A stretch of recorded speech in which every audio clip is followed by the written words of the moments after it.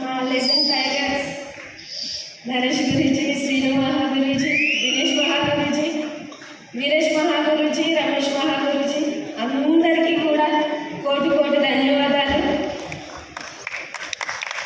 అలాగే మా లెజెండ్ వికాస్ మహాగురుజీ కూడా గట్టిగా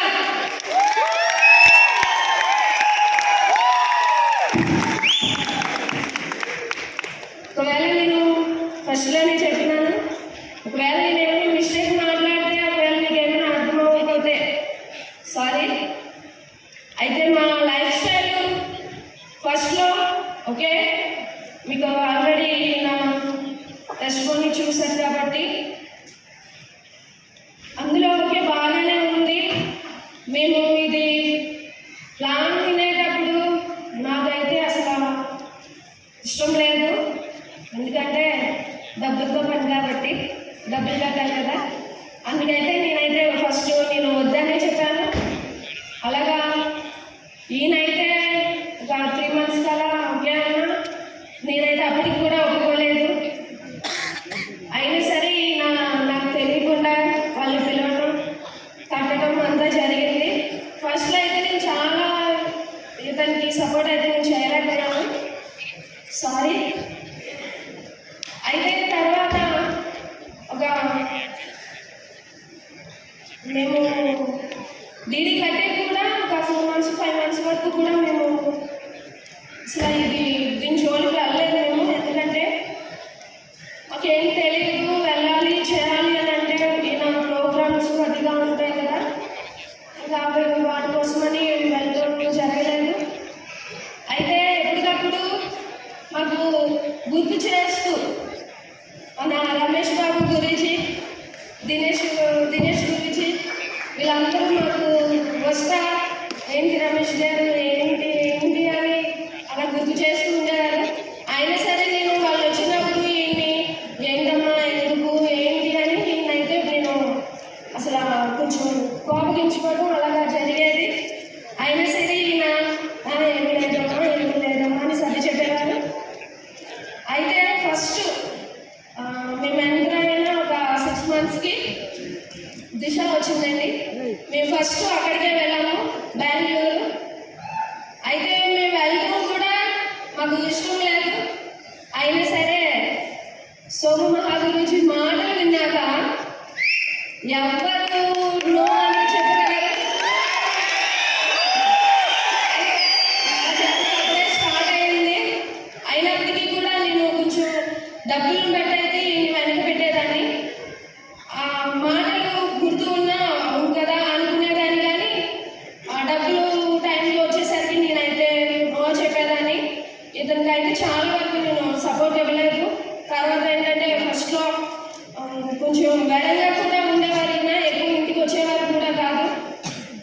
ఎంటర్ అయిన 1.5 yearకి అలాగా మళ్ళీ నాకు ప్రెగ్నెన్సీ రావడం, మా అబ్బాయి నాకు గడుపులో పడటం, అది ఎంత ఉన్నా సరే నేను ఇంట్లో పట్టించుకోకుండా ఎంత ఉన్నా నేను ఏంటి ఇది అంత అవసరమా, అవును కదా అవసరమా అని అనిపిస్తుంది. లేడీస్కి అయితే కంపల్సరీగా అనిపిస్తుంది. ఈ టైంలో దగ్గర లేకుండా పని బిజినెస్ అని ఎలా పిల్లల్ని వదిలేసి ఎలా అని నేనైతే చాలా కోపగించుకునేదాన్ని.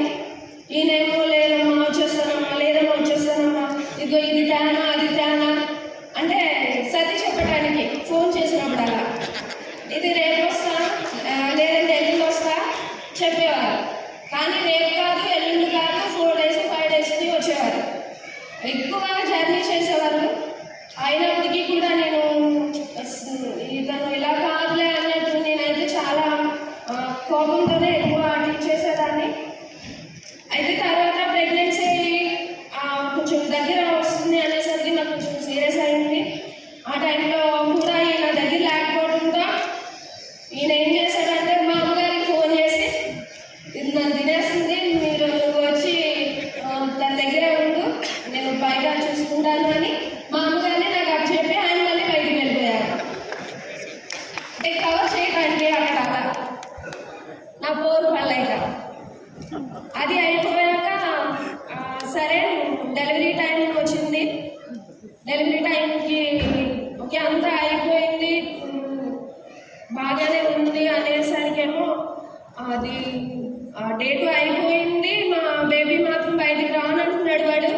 సిజరీన్ అన్నారు. మళ్ళీ దానికి అమ్మ ఇలా అంటున్నారంటే, అమ్మో అవునా, నేను ఇలా అన్నాను అలా అన్నాను, వాళ్ళకి మాట ఇచ్చాను వీళ్ళకి మాట ఇచ్చాను అవునా అని.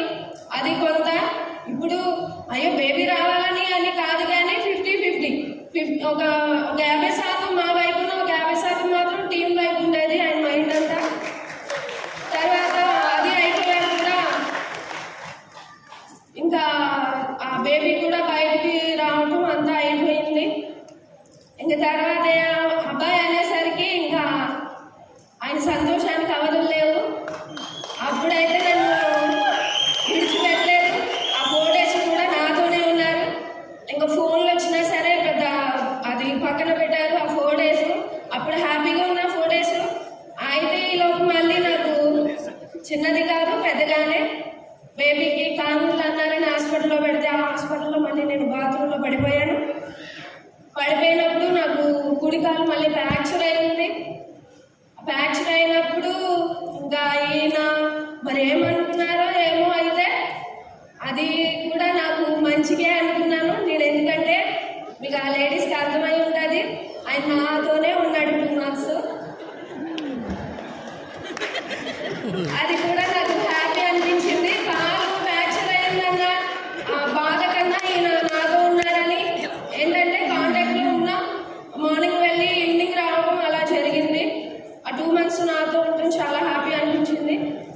తర్వాత జర్నీ కూడా చాలా బాగుంది. నాకు కొంచెం ఓకే అనిపించింది బిజినెస్లో. తర్వాత కూడా ఏమైందంటే నేను కొంచెం అది చిన్న బాబు కదా, నేను కొంచెం ఫోర్స్ చేయడం ఇంకా కొంచెం